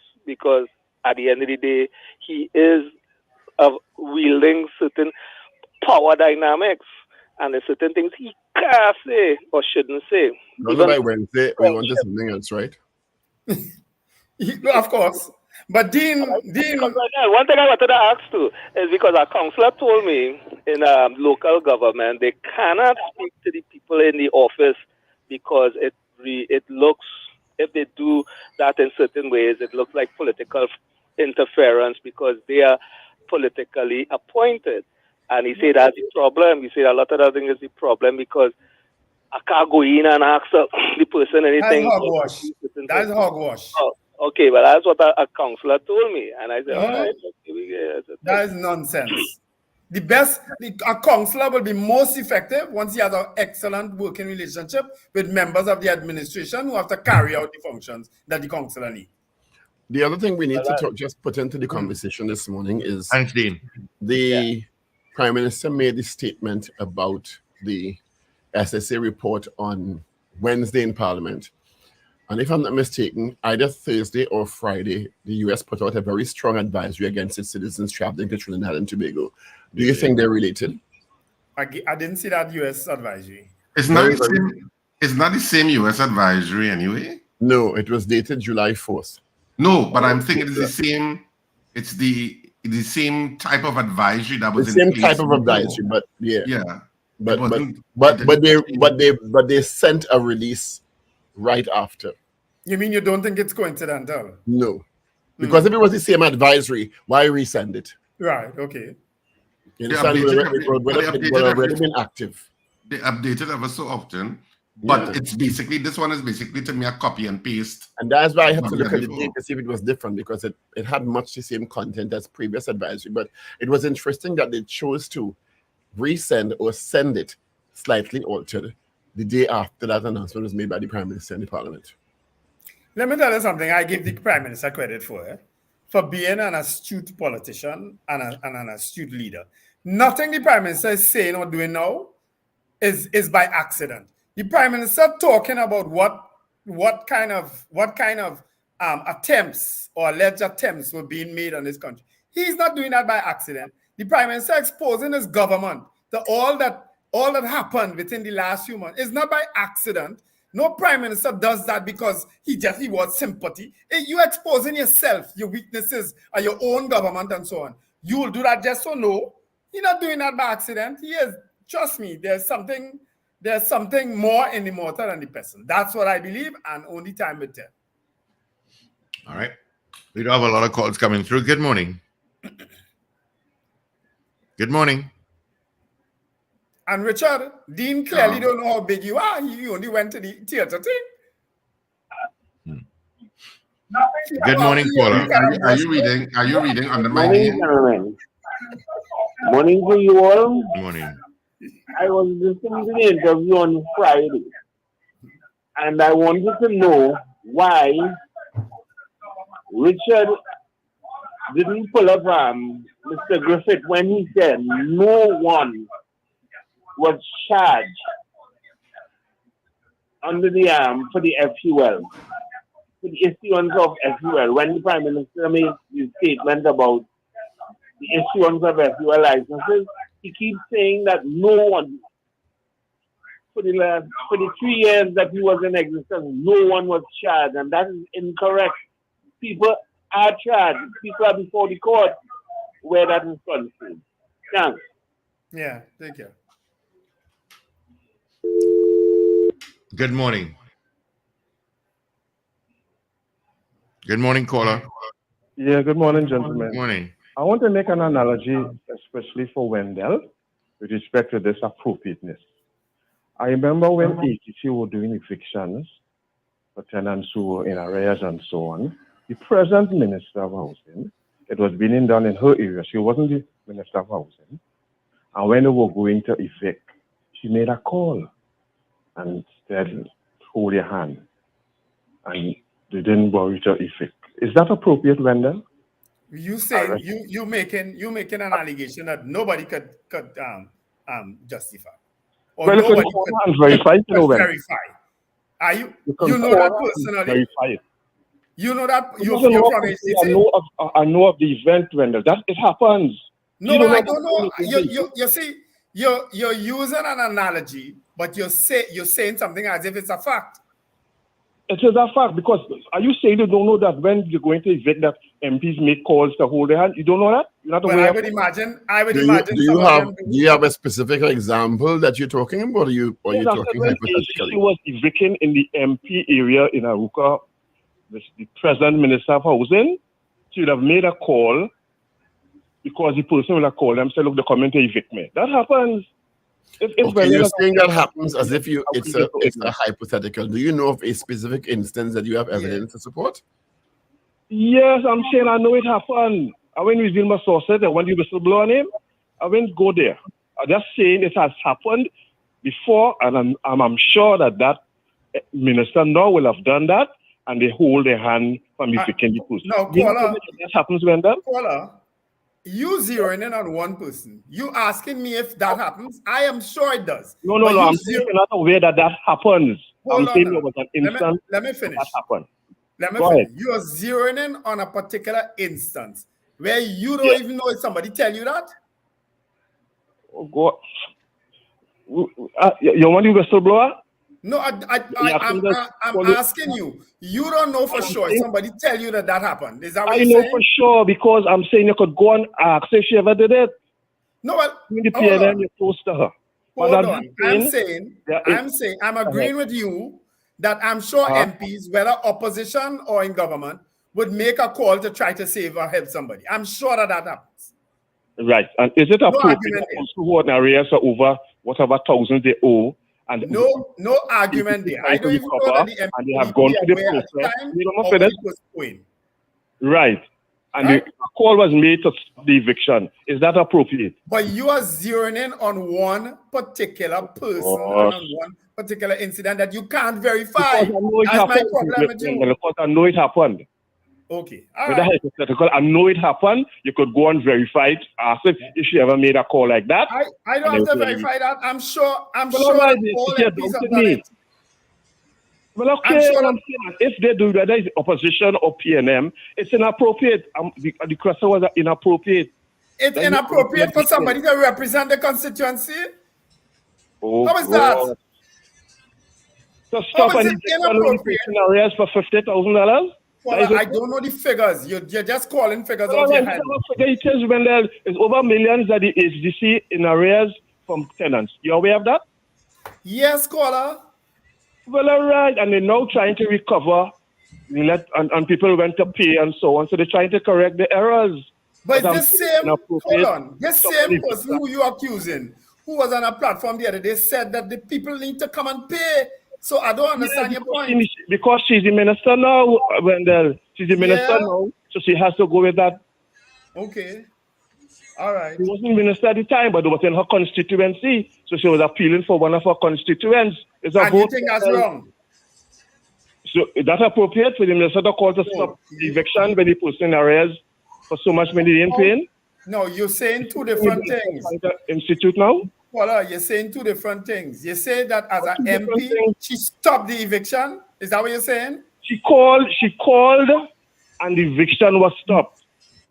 She made a call. Oh gosh, Wendell. Come on, no, well, you didn't say that just now, you know. Caller, you didn't say that just now, you know. With respect to being appropriate and inappropriate. It happened. But you didn't say that just now. What I didn't say? You didn't say that she called and stopped the eviction. Okay, all right. Okay, all right. And it was inappropriate to make the call. That's all. I'll rest my case. Thank you. All righty. Appreciate it. You know, hold on, Let me clear that. It could never be inappropriate for a representative of a constituency or district to make an attempt to help someone. It could never be inappropriate unless that person has done something illegal or something of the sort. It could never be inappropriate to save somebody from being evicted. How could that ever be inappropriate? I don't even begin to know. You are saying now that the damn MP, she wasn't the minister then, stopped the eviction. That could never happen because the eviction is up to the agency, not the MP. Give me a break with your confusion making this morning. Try somebody else, not me. Good morning. Hey, good morning, gentlemen. Morning. I think we're splitting hairs over things that actually occur in life because as I said to you all, I am sure that along the lines of your day, somebody might have asked you for assistance and they might have done so. That doesn't mean that I support what the Prime Minister did because as the circumstances evolve with you, you have to make a judgment, right? If he had met Mr. Griffith and said, hey, so-and-so called me about so-and-so, right? That might have been more appropriate. But when you're putting things in writing like that, like a WhatsApp message, that is what come back to bite him because he was anticipating that the integrity of the receiver would have held up in that matter, but we live in the real world. But the thing is this, we have to acknowledge that most of us ask favors, and as we go forward, we have to be careful and if we try to really influence the thing or just we pass the information on. I'll give you an example. Just yesterday, somebody I know contacted me and told me, hey, they're getting difficulty to get labor and what, and they know I used to thing and what. And what do you think I told them? I said, look, I know a union officer, and I will call and discuss it with the person. Now, that's what I did. I don't know if from my context, I don't feel I did something inappropriate. And when I look back in the past, I recall sometimes somebody senior might call you to ask you about something for somebody who maybe make an inquiry of them, but they didn't ask you to break the law. They say, hey, so and so ask me about so and so. Now it's up to you to determine how you handling that, if somebody above asks you, because you could just tell them, look, I will look into it, and that's the end of that. Or you could go and break the law, as Wendell was saying, and that thing could be the end of that. So I think we're splitting hairs over thing, but I will end by saying this. If I were the Prime Minister, I would have not done that. And if I was doing it, there would not have been a record to come back and bite me. Yep. You're absolutely right. That should have been a face-to-face conversation. All right. Have a good day, gentlemen. Yeah. Everybody, all the best there. Good morning. Don't put those things in messages with people. Anyway, Dr. Rowley just learned a hard lesson, and he's learning a hard lesson again now. Good morning. Good morning. Morning. Well, you're quite right. And the whole long and short of this, Dr. Rowley would be able to explain himself. And what's going on here is just mischief. The whole morning just talking about that. Let me tell you something, that everybody asks favors. And that is why people just follow different parties. What the hell you going to be running up behind people as your friend, and they get in power and you can't ask them to find out nothing for you, help you with nothing. Well, what sense is making? That happens the world over. And I want to clarify what I said earlier. Why I said, oh, you were born of the Virgin Mary. Well, I'm going to retract it and say maybe Paul. Because I did not like his poll this morning. Paul, I don't like your poll this morning. And let me tell you why. Because everybody does that and asks for favors. You just ain't like my poll because Sunday is strong night. You keep saying no, Paul, no, Paul. So then you were born of the Virgin Mary, and even Jesus Christ. What your statement is suggesting, Zena, is that we should not be discussing something that has ethical implications because we probably have sinned. That is not appropriate at all. Your position is untenable. Is it wrong? Your position is untenable. Your position, we never said it broke a law. We said we clarified that very early. We never said a law was broken. We are talking about appropriateness and inappropriateness. Don't take it to an extreme because you're trying to make a point. Okay? No, that is hypocrisy because you are an example of hypocrisy this morning. Because if it was Mrs. Pasabi, you'd have a different perspective. On what you want and who you know. Mrs. Pasabi says I got to rake over the coals because she stayed in somebody's house shortly after she was elected. You understand? Because of appropriateness and inappropriateness and the potential for that person to get or don't get contracts. Okay? But was it wrong? Did she break the law? Was she charged? Everything is not about law. Everything not to be the letter of the law. And if Dr. Rowley was so everything got to be the letter of the law. Oh, we didn't tell the police and them not to you can't codify everything to make it a law or not law. Oh, we couldn't stop it. You understand? I was asking a question about something for a friend that you want to carry it for them. If it's ready, something wrong with that. That talking point this morning is a mute one. We waste the whole morning. You ain't see me for the rest of the week for that. I ain't coming by here for the rest of the month. That is all right. And I want to open the door either. You take it back. And I don't like your poll right now. It's my poll. He basically tell you, Zena, no more poll for you. No more poll for you for the rest of the month. No more poll. Buy strongy. Buy strongy for your poll this morning, for the rest of the month. You see, if we want to hear what Miss Sampson saying, Zena, I want to thank you for being you shall remain less for the rest of the month. Yes, and I don't care. No, she had a hand the inferior poll. Yeah, If right, that poll was doing what it's supposed to, I would not be there, you know. Oh Lord. All right, let's move Lord, on. watch out. Lord, The only mama. reason I did is because that poll ain't always up to mark. Lord have mercy. Good morning, caller. Good morning, Steve. At long Morning. last, I got through. I know lines have been busy. Good morning, Dr. Paul. Good morning, Morning, Wendell. And good morning, Morning, Mr. Douglas. Thanks for bringing some sanity back to the Morning. conversation. Now, you see, this thing with the Prime Minister asking a former COP to do a favor for his friend, that will set a lot of precedents to people who have applied for FULs and can't get it. And Commissioner of Police will have a lot of pre-action protocol letters on her desk in a short time. More? Because this, More? Because this has set a big precedent. So they will bring that forward. And What I think precedent my is answer that? too. Well, the Prime Minister asking, nepotism thing, But You mean in terms of and what? again, as I said earlier on, is it that there's so many nuances because there's so much information lacking where this is concerned. Well, that too, yeah. You don't have the full facts of the You thing, don't right? have all the information. Right. But, what we get out here, we draw our conclusions to what we get. Sometimes something missing before and something's missing after, right? So we going based on what we get. So we are talking based on that alone. So I think this is a serious thing. Yes, I think it's a thing about ethics. It's not that it's wrong, because as Wendell said, if you're in a position to assist somebody, you should. If you're an MP or something like that. But the Prime Minister, for me, all I answered no, but the Prime Minister, for me, should not have done it. Because, and say it in writing, and put it in writing, not to say that to talk face to face.